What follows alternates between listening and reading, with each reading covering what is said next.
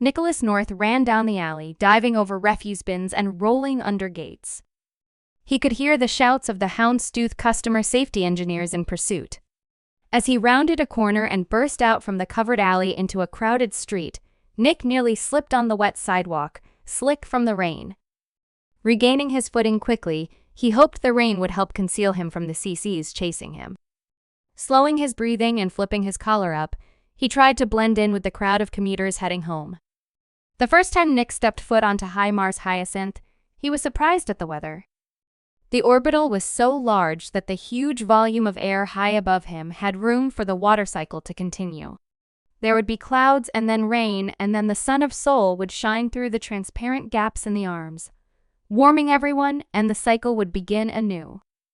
It was a small bit of planetary life here, high above Mars. Now, though, rainy days dragged him down. He was in space, on an orbital high above the graveyard of the billionaires. It shouldn't be raining. Like the locals, Nick called Mars the graveyard of the billionaires.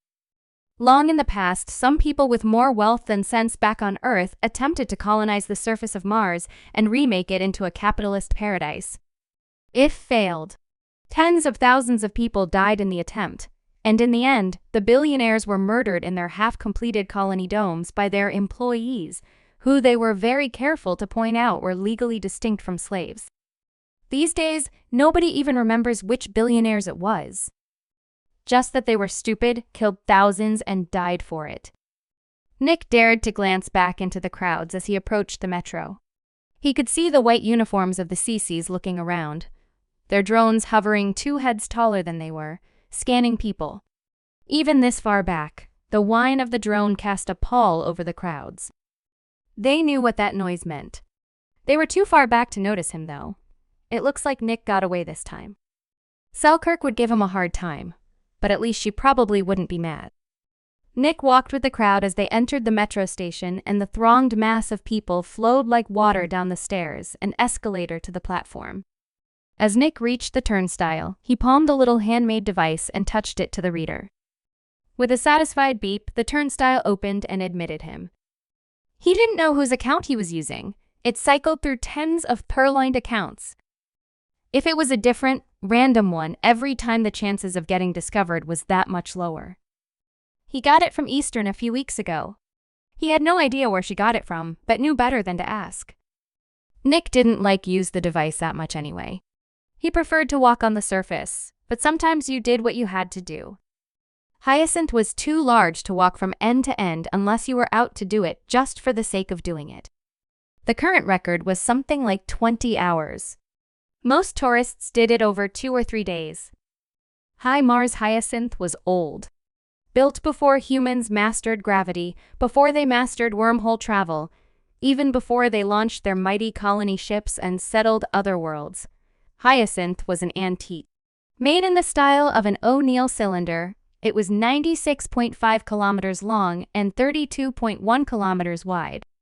The numbers weren't nice and round because Hyacinth was so old it was built using the old measures. 60 miles by 20 miles. Rotating slowly to use centripetal force to borrow a feeling like gravity, Hyacinth had 6 arms that soared away from the bottom.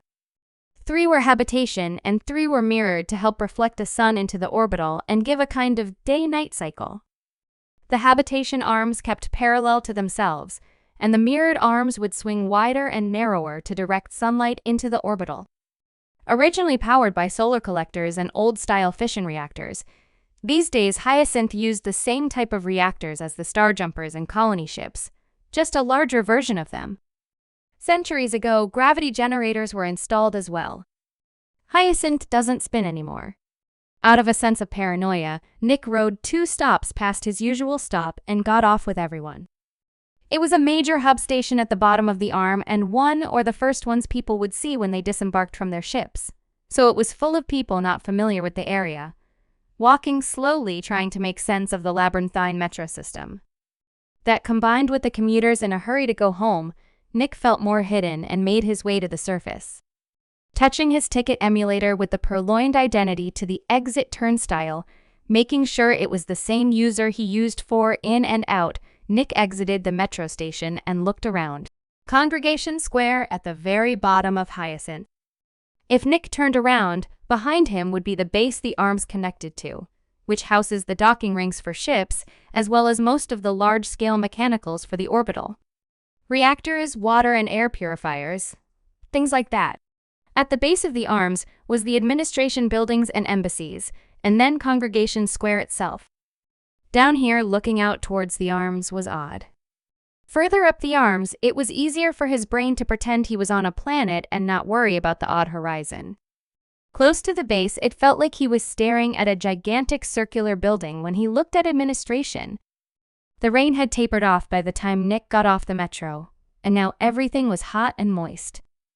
Doing his best to walk purposefully without looking like he was escaping something, he made his way across the square to a coffee stand sitting on the edge of the square.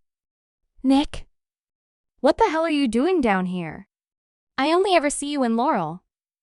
What are you doing in civilization?"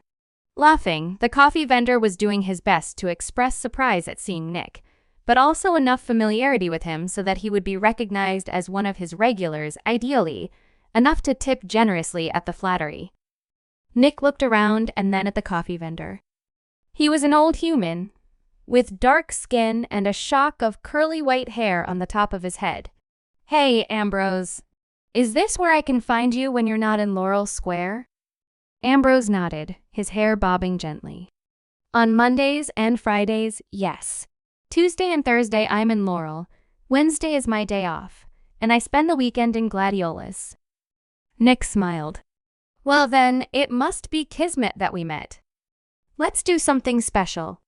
How about a flat white?" "Sure thing, Nick. What's your dairy today?" "The usual oat?" Nick shook his head. "Nah, something special today. To commemorate a success. Let's go with cow." As he bustled to get the espresso ready, Ambrose stopped. "You sure, Nick? Real mammal dairy costs." Nick waved his hand dismissively. "I said I'm celebrating, didn't I? Cow milk, Ambrose. You know it's the only one for the best microfoam in a flat white." Nick placed 2 plastic bills and a small plastic chit on the counter.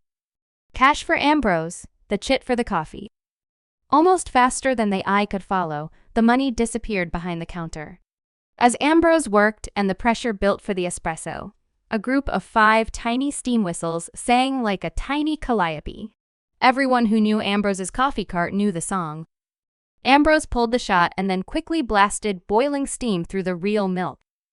The sound and scent of the milk was familiar and nostalgic to Nick. Beef is a vital export of Parvati, so when Nick was young, he was never far from bovines, and cow's milk is his favorite. The price on Hyacinth normally stops him from getting it regularly, but Nick really wanted to have his flat white just the way he remembered. Ambrose slid over the coffee in a paper cup and the chit with it. The cash was long gone. "Thanks, Ambrose. I'll see you next week." "Take care of yourself, Nick. I'll keep the cow milk open and chilled for another 5 days. You can have another drink at a discount so I don't waste it." Nick raised the coffee in salute and turned away and walked across the square. He took a careful sip. It was almost just like how he remembered it from his childhood on the colony. The coffee grown on Parvati had a different terroir as the Terran coffee, but it was as close as he was going to get unless he spent 6 months' rent on importing some Parvati gold. As Nick walked along sipping his coffee and staying off the main roads, his phone buzzed, and his headset projected the caller ID onto his eyeballs. It was Selkirk. "Hey, Sel, what's up?" Sel had video turned on, so in Nick's upper left of his vision, he saw a small image of his K-Laxi friend. She had gray-white fur and her right ear had a large notch out of it.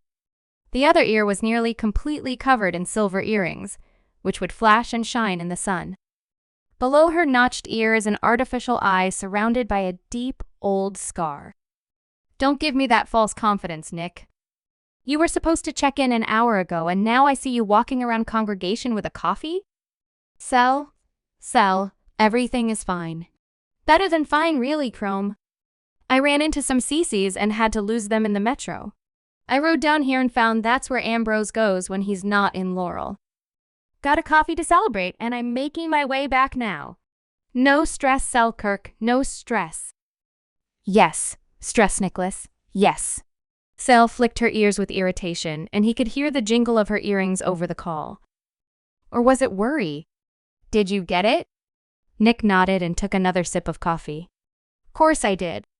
It was in his coat pocket, and the feeling of it was much heavier than its actual mess.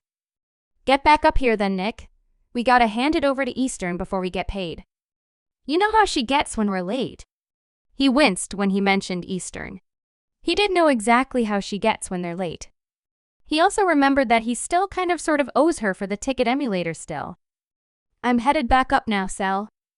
I'll be there in an hour and a half. I don't want to draw attention to myself by hustling, and I want to stay out of the metro. The moment he stopped speaking, Eastern's voice could be heard. I hear you're delaying tactics, Nicholas North, and they aren't going to work on me. I'm running a timer, and for every second over 1 hour you are getting deducted an additional 1%. Selkirk just looked at Nick through the call. Her ears flicked again. Ancestor Sel, I wish you told me I was on speaker. Hi Eastern, what's up? Your ass unless you hustle, Nick. Don't think I forgot about the ticket emulator too. Pleasant as always, Eastern. I'll see you soon. Nick disconnected the call. Nick finished his flat white and tossed the cup into the trash. If he kept on the meandering path he was taking now, his phone said it would take him 75 minutes to get back to Selkirk. If he moved back to the main street, he could cut it down almost in half to 45. Even shorter if he took the omnibus. Fine. Nick turned left and walked over to the main street. As he approached, an electric omnibus clattered and buzzed towards him, the overhead pantograph giving off an ozone smell. Cycling another identity with his emulator, he palmed it onto the reader and the doors opened. Stepping aboard, he smelled the hot electric motor, the rubber tires, and the masses of people aboard. The electric omnibus was much cheaper than the metro, though it was a good deal slower. That suited Nick much better than the expensive and much more heavily guarded metro. He stood in the middle of the omnibus, hooking his elbow around a pole while he read the news projected onto his eye from his pad. Nick's world was decidedly small in the grand scheme of things, but he still liked to hear about what was going on elsewhere. The Provisional Venusian government looks like they were voting to drop Provisional from their title later this year, after their emperor was ousted. And then the next empress was ousted by the AS. Venus decided that maybe having royalty run them wasn't really something they wanted to do anymore. It was getting too expensive to rebuild the floating cities. Nick had no skin in their game, but he wished them luck. He wasn't in Seoul when that whole business with Empress Melody happened a decade back or so, but he asked some old-timers about it once when he was curious, and anyone that actually had an opinion had figured she was nice enough and that the AI faction was too harsh. Before too long, Nick reached his stop just outside of Laurel Square. He pressed on the tape that ran along the top of the omnibus to signal a stop, and as the vehicle rattled and clattered to a stop, he pressed his palmed emulator to the reader, and the back door hissed open. Stepping out into the moist and misty evening, Nick started down the alley towards the meeting place.